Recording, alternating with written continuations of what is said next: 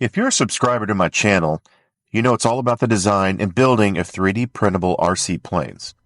Specifically, I've had quite a few tutorials on Fusion 360 just for that specific purpose, but recently, a video came across my feed about an entirely new design software that claims to be a massive leap over Fusion 360 when it comes to certain forms of modeling.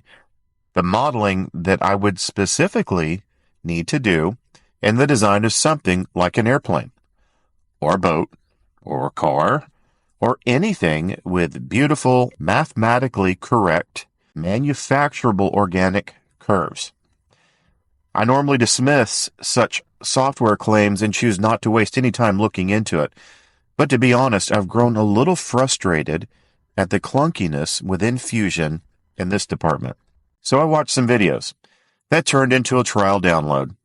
And down the rabbit hole I went for almost an entire week, ignoring everything else in my life and immersing myself into learning a very unique method and approach to modeling within this program to see if it was in fact better. And the final verdict is, it is better and not, depending on your needs.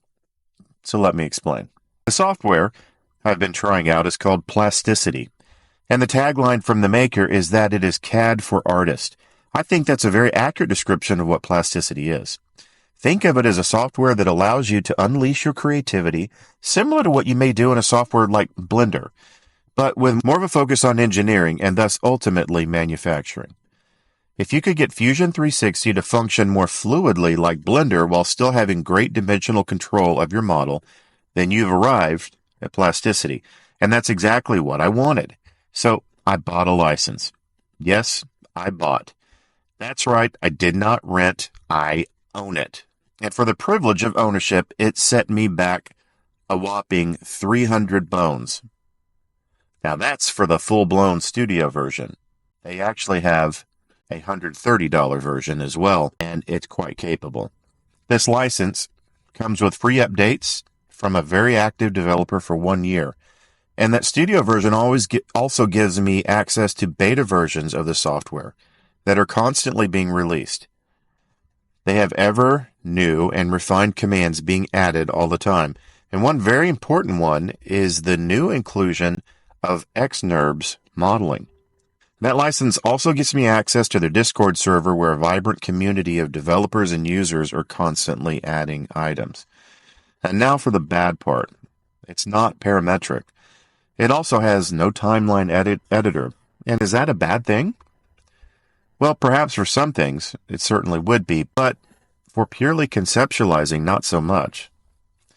In fact, if you're modeling with forms in Fusion 360, you're not recording data to your timeline until you complete that form anyway. If I'm conceptualizing a model shape, I find it really hard to define parameters when I don't even know yet what the shape is going to be. I may go through attempt after attempt after attempt at something, recording a bunch of useless data to my timeline and thus bogging down the software. And I'll admit at this stage of work, I'll often just turn the timeline off to improve performance. When I loaded up Plasticity for the first time, I was initially disappointed at what I saw.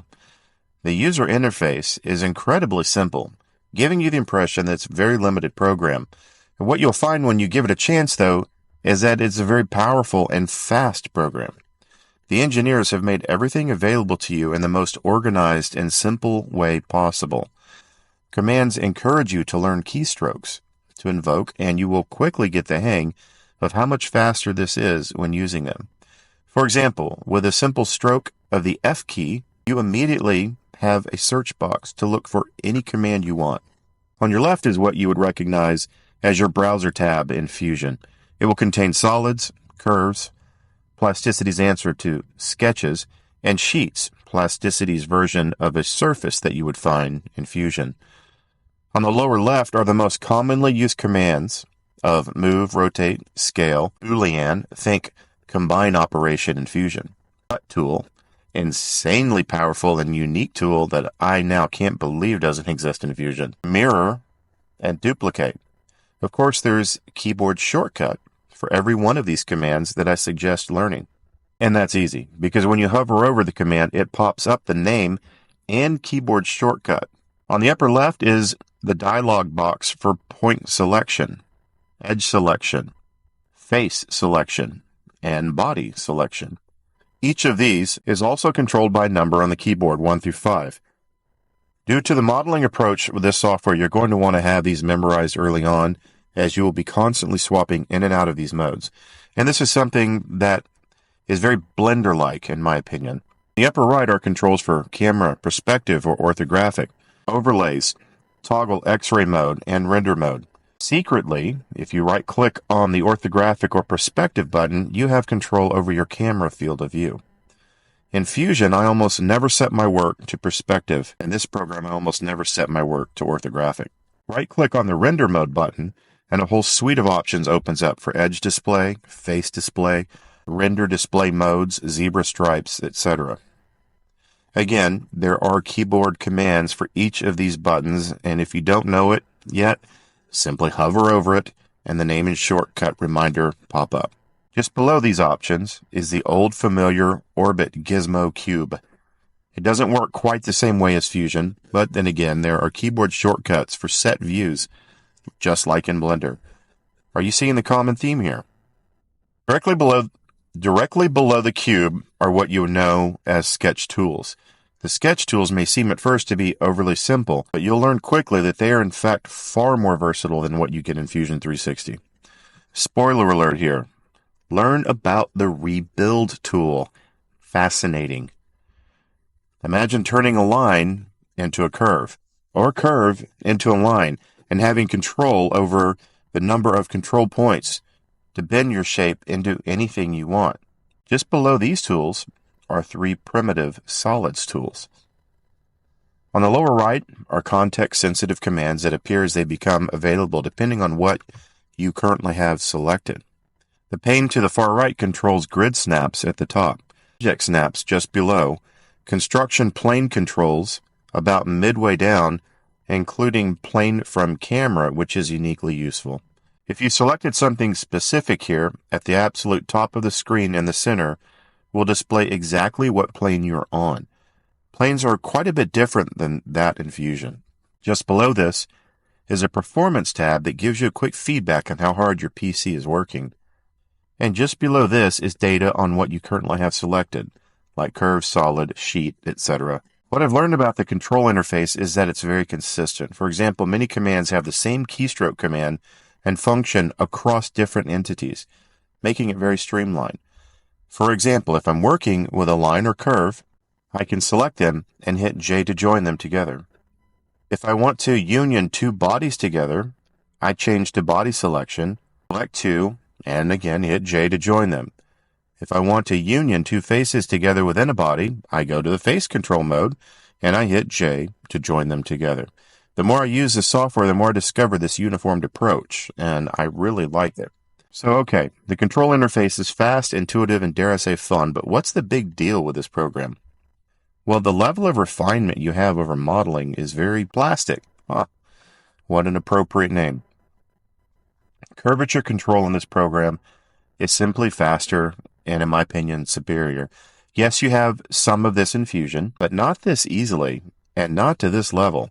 And the same can be said for the lofting tools. It makes me think of working with a physical sheet of plastic and being able to bend it in any shape I want, then slice it up, merge it with other sheets, then rebuild the curves completely. And then, on top of all this, they added additional features now of Xnurbs modeling, and that takes all of this to the next level. So, with all of this functionality, have I replaced Fusion 360 with Plasticity now? Well, I think it's going to be a frequent go-to tool for me for modeling. If that was all I used, Fusion 364, then I could probably say yes. But of course, Fusion 360 is a very robust tool and that spans creation through manufacturing. Specifically, I'll commonly use joints to set up a working part, like, say, retractable landing gear assemblies. And I have yet to see that function here in this program. I also use the manufacturing side of it to run parts to a CNC mill. So far, that capability does not exist in Plasticity. I also use Fusion for timeline animation and rendering, but Plasticity actually integrates with Blender, a program that is renowned for its rendering and animation capability far beyond anything that's available in Fusion. So that's a moot point. Plasticity also has the capability to export out to a step file, a file easily readable and thus editable should I at some point choose to import my work back into Fusion 360. Now, if your goal is to simply design a model or a part where you want incredible control over curvature and lofting, commonly this is all I need, then you may want to have a look at Plasticity. And there's a free trial on their website, and since I liked it so much, and since I'm going to start providing video how-tos for Plasticity, the folks at Plasticity have kindly provided me with an affiliate link that will save you 10% off the purchase price should you choose to buy it. Simply use the term Red Baron on the checkout page. If you'd like to see these new videos on Plasticity and also more on Fusion 360, then please like and subscribe and hit the notification bell, or just watch my next video here.